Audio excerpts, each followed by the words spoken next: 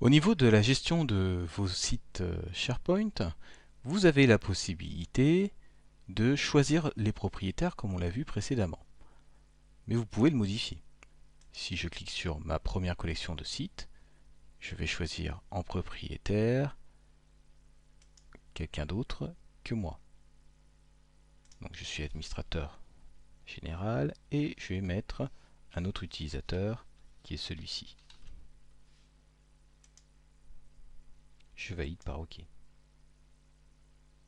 Et donc, il va se retrouver administrateur de cette collection de sites.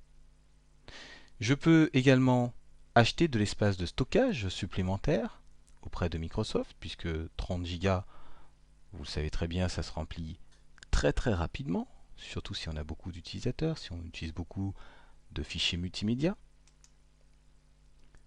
Mais vous avez aussi la possibilité, si vous le souhaitez, de modifier le quota de ressources serveurs. Alors qu'est-ce que c'est? Admettons que j'ai une vingtaine de sites.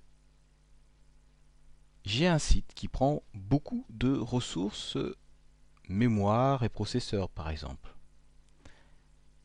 Eh bien ce site va impacter les autres s'il prend trop de ressources.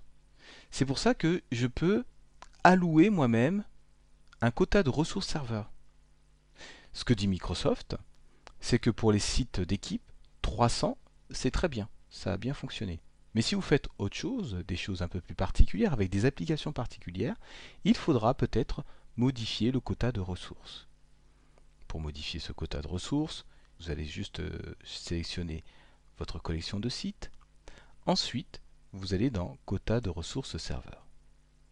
Et vous pouvez modifier ici les ressources maximum que utilisera votre collection de sites. Vous pouvez aussi recevoir un mail dès que votre site atteint une certaine limite. Par exemple, vous pouvez mettre 90%.